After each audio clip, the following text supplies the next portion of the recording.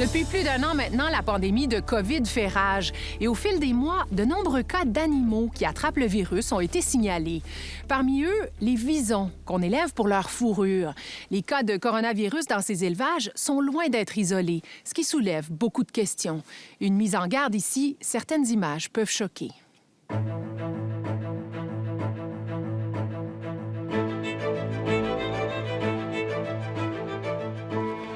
Si la pandémie nous a appris quelque chose, c'est qu'il faut penser une seule santé.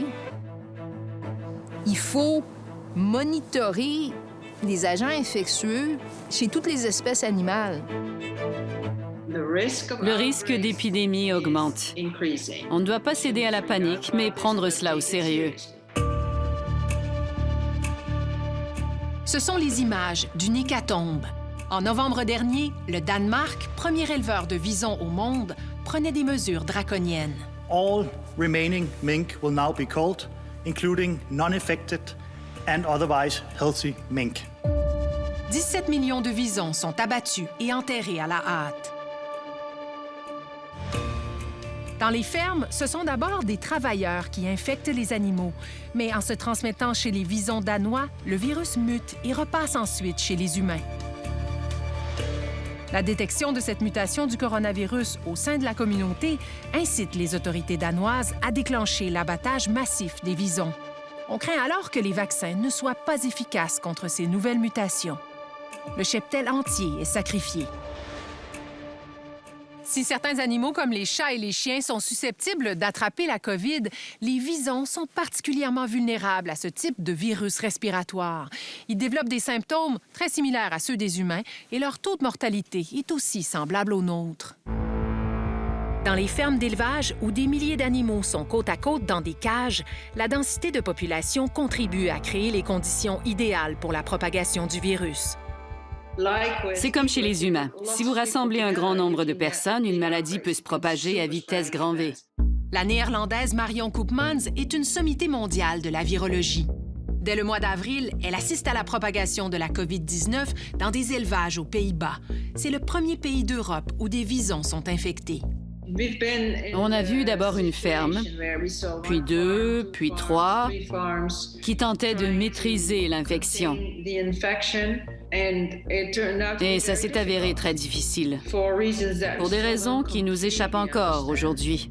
Et pour la première fois, des scientifiques documentent la transmission du virus d'une espèce animale aux humains. Les Pays-Bas, qui pour des raisons éthiques devaient mettre fin à l'élevage de visons en 2024, devancent cette échéance. Plus de 2 millions de visons sont abattus de manière préventive.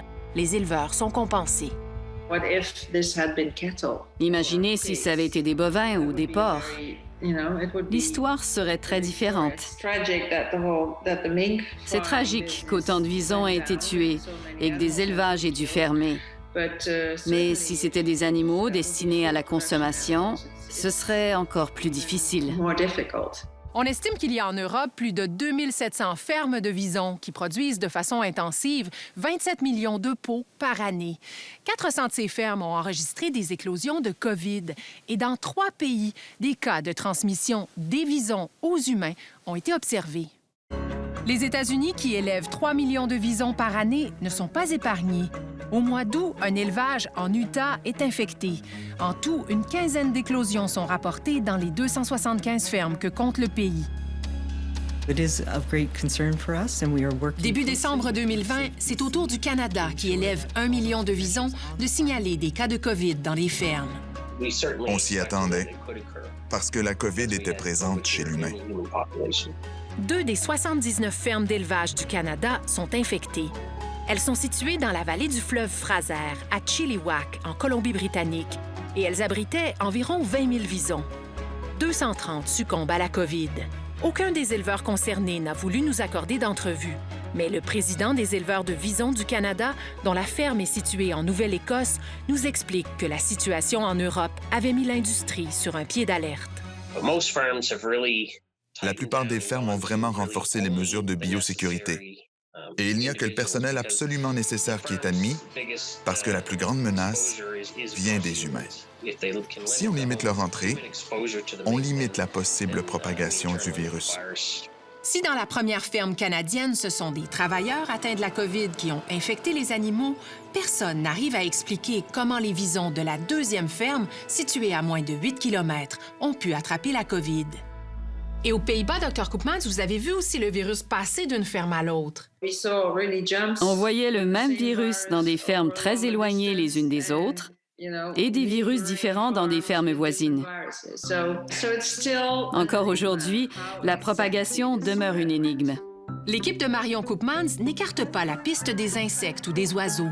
Sans attraper la maladie, ceux-ci peuvent transporter le virus sur leurs pattes d'une ferme à l'autre. Surtout que ces installations comportent souvent des ouvertures sur l'extérieur.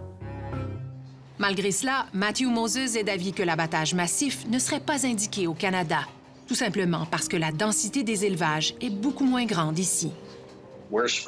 Nous sommes dispersés à travers tout le Canada alors que la superficie du Danemark équivaut à peu près à celle de la Nouvelle-Écosse. Donc, la concentration de visons et leur répartition géographique n'ont rien à voir. Et il y a beaucoup plus de gens aussi sur un même territoire.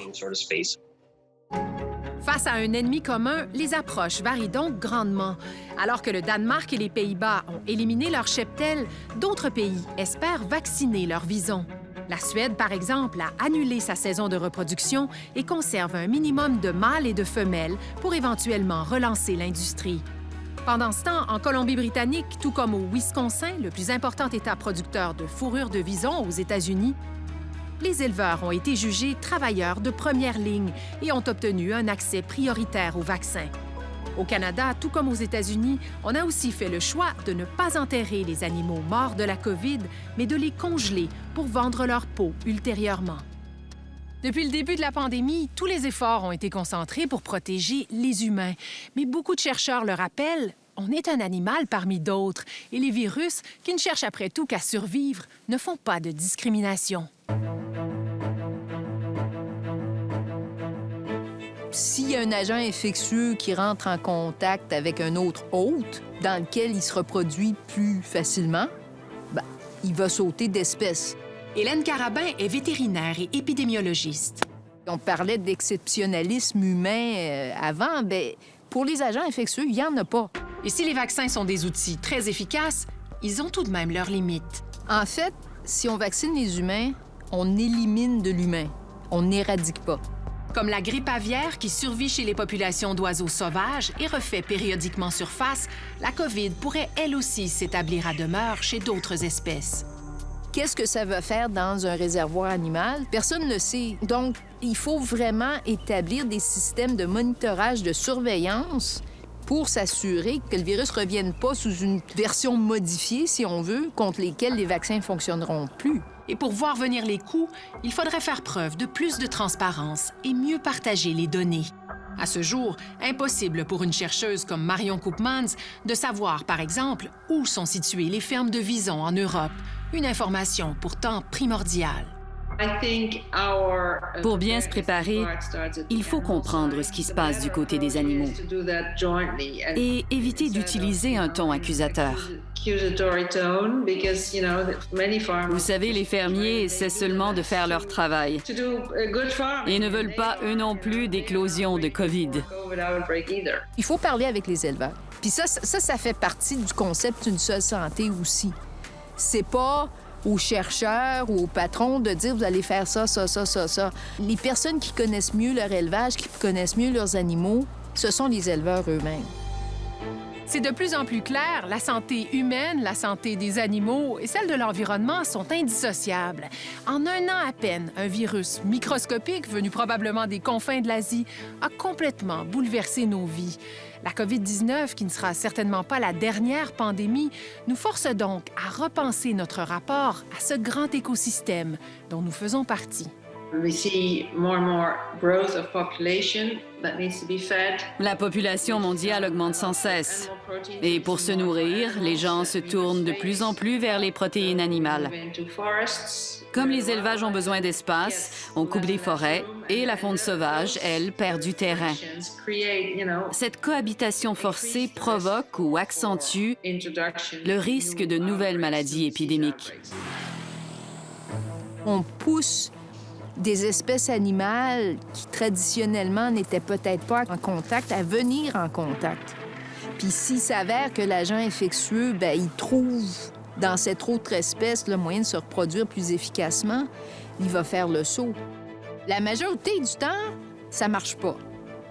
Mais les quelques exceptions où ça fonctionne, comme celle qu'on connaît aujourd'hui avec la COVID, bien, ça a été hyper efficace de se transmettre. Fait qu'il est resté là. Pourquoi aller ailleurs? J'aime bien dire qu'on doit arrêter de penser de façon égocentrique pour passer en mode écocentrique.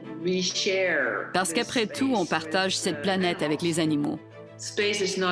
L'espace n'est pas infini, alors on doit l'occuper intelligemment.